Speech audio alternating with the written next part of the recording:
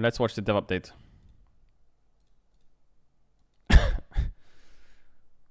What we all cooking?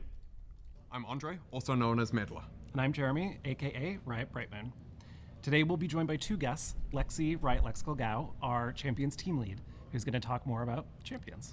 And Laura Poison Pixie DeYoung, the head of IP strategy, who's going to talk a bit about our approach to the lore of Runeterra as a whole. Then we'll be back to talk about language select, Quickplay, and a few other things. All right, let's hand things over to Riot Lexical for an update on Champions. Hi everyone, I'm Lexi Riot Lexical Gao, the Champions team lead. Since we last talked, These both subtitles so Nefiri delayed. and Briar have joined the Rift with vicious bites and a hangry attitude. Next up, we'll be releasing our new artistic mid laner, HWEI. HWEI's mastery of his craft gives him the tools needed to bring HWEI! his artistic visions to life. He owes much of his skills to his previous masters, but after time and exploration, he has transcended their skill and created his own unique style. While HWEI comes prepared with what he wants to paint, his extensive palette of possibilities leaves room to learn, experiment, and master.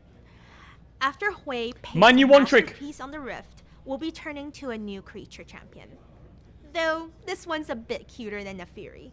Our new creature, though cute and small, is smoldering with power, and he'll be sauntering onto the Rift with all the pomp and circumstance that befit a royal of his status. Further out, A rat! we have a Vestayan solo laner from a forest village with the ability to see what others easily overlook. Okay, that's it for new champions. A Vestayan solo laner. What? That's a Zyar thing, right? Now on to They're everyone's the favorite Zyars, Scorpion. the birds. The Skarner team has been hard at work on the Astrali Defender. They've been thinking about Holy fuck! Look at Skarner. Look at him. Damn. how everything from how many legs Skarner should have, the answer is 6, to how he would look scuttling around a wall, and even how his tail can pick up and throw a massive Whoa! boulder.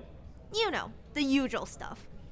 The team wrote a lot in today's Champions roadmap that cover his new gameplay and how it has impacted other areas of the design. That's it from the Champions team for now. We'll be back in January with more to share about 2024. Okay, it's been a little while since we spoke about League's lore. For a long time, League and associated experiences like short stories were our only way to tell stories in Runeterra. Nowadays though, that's no longer the case.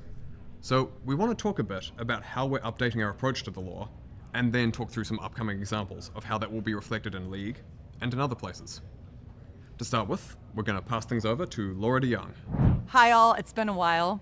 For some background, I'm Laura, a former art director on League, and nowadays I'm working as the head of IP Creative, which is a group planning how we evolve the League universes across all of our experiences.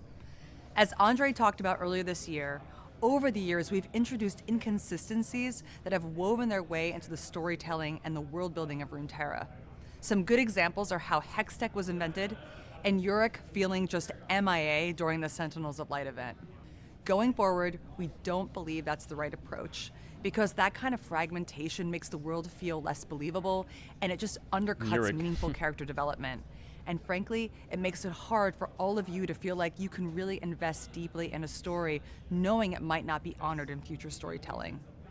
So going forward, from today, all new storytelling is going to be part of one shared canon, Huge. rather than a jumble of different experiences that are similar but inconsistent. Like a book. And our goal is to ensure that major events in our stories, as well as the essence of what makes a champion who they are, will be reflected across everything that Riot makes.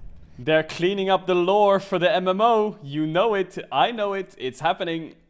Getting to that consistent MMO's state coming. is not going to be a sudden flip of the switch. Tell me what A Shackle's gradual lore is. process. This doesn't mean we're going to go back to retcon every champion or story we've told.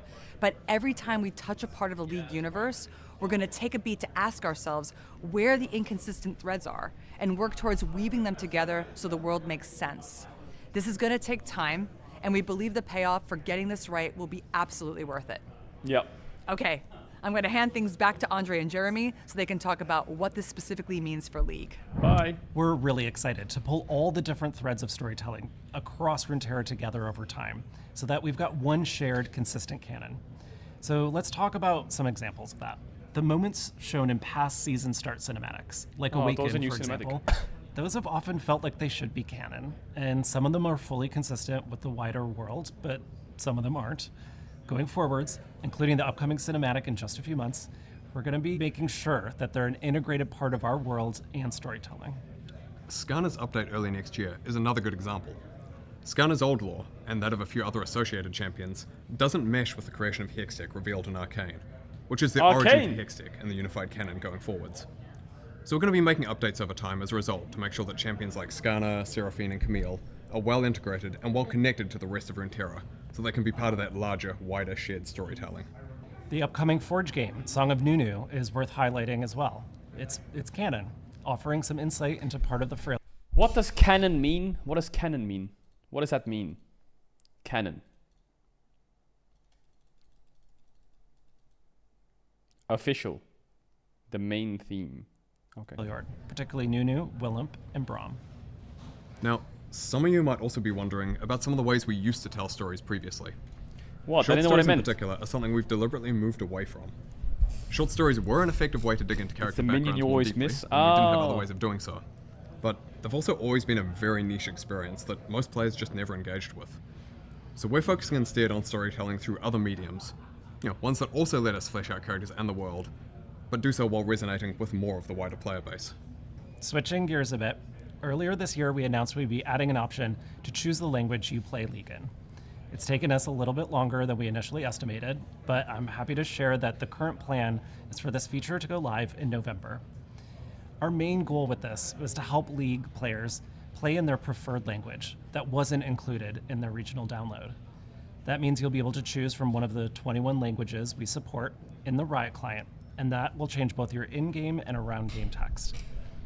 Wait, I can play the game in Korean?